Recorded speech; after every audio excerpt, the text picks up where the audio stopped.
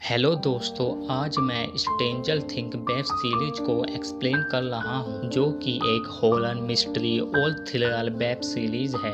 उसकी IMDb rating 8.6 है। आज हम इसका फर्स्ट सीजन एक्सप्लेन करेंगे, जो कि 2016 में आया था। होप और उसकी टीम विल के घर पहुँचती हैं। विल की मॉम होप से कहती हैं एक अजीब सा क्रिएचर उस दीवार से बाहर आया था। होप उससे पूछता है वो क्रिएचर दिखता कैसे है। वो कहती है उसका सर नहीं था। वो होप से कहती हैं विल मुझसे इन लाइटों के जरिए बात करता है। होप विल की मॉम से कहता है मुझे पता है तुम्हें सदमा लगा है, लेकिन विल अब मर चुका है। होप उसकी बात पर विश्वास नहीं करता। होप घर से बाहर निकलकर अपनी कार में बैठ जाता है। माइकल से कहता है तुमने कहा था विल जिंदा है, तुमने मुझसे झूठ बोला। एल अपनी पावरों से विल की आवाज माइक को सुनाती है। माइक विल से बात करने की कोशिश करता है, पर उसकी आवाज बिल तक नहीं पहुंचती। माइक एल से कहता है ये क्या बिल था। एल माइक से कहती है विल अभी तक जिंदा है। माइक डस्टर और लूकस से कहता है अभी मैंने विल की आवाज सुनी थी, वो अपना फेवरेट गाना गा रहा था। लूकस और डस्टर उसकी बात पर विश्वास नहीं करते हैं।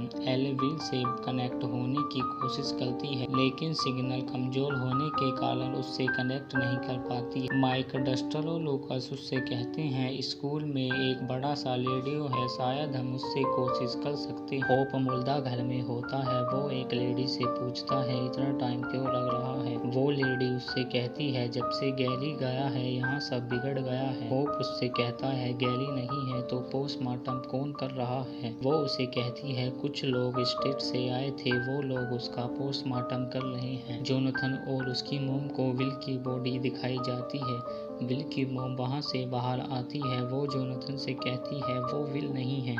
जोनाथन उससे कहता है हमें उसका फ्यूनरल करना होगा। वो उससे कहती है उसका कोई फ्यूनरल नहीं है, वो विल ही नहीं है तो उसका फ्यूनरल क्यों होगा। विल की मॉम ये बोलकर वहाँ से चली जाती है। नैन्सी स्टीव से कहती है मैं तुम्हारे घर गई थी बारबरा को ढूंढ। नैन्सी उससे कहती है वहाँ एक अजीब सा जानवर मुझे दिखा था और उसका सर भी नहीं था। स्टीव उससे कहता है ये तो बहुत बुरा हुआ, पुलिस आएगी तो उन्हें बियर के बारे में मत बताना। नैन्सी स्टीव से कहती है बारबरा कल से लापता है और तुम्हें बियर की लगी है। नैन्सी वहाँ से नाराज होकर चली जाती है। फिर डॉक्टर ब्लेंड एक आदमी को उसके अंदर भेज देते हैं। उस पर कोई हमला कर देता है। जब उसे केबल से खींचते हैं तो खाली केबल ही बाहर आता है। नैन्सी घर पहुँचती है। वो बारबरा की फोटो देखती है जो जोनाथन ने खींची थी। माइक, लूकस, डस्टर और एल स्कूल में होते हैं। वहाँ उनका टीचर आ जाता है। वो एल के बारे में पूछता है ये कौन है। माइक उससे कहता है ये मेरी कज़न है। फिर एल विल से कनेक्ट होने की कोशिश करती है। वो उन लोगों को विल की आवाज़ सुनाती है। लूकस डस्टर को उनकी बातों पर विश्वास होने लगता है। फिर उस रेडियो में एकदम आग लग जाती है। नैन्सी जोनाथन को बारबरा की फ़ोटो दिखाती है। जोनाथन उससे कहता है जब मैंने उसकी फ़ोटो खींची वो एकदम से गायब हो गई थी। नैन्सी उससे कहती है मैंने जंगल में एक अजीब सा जानवर देखा था।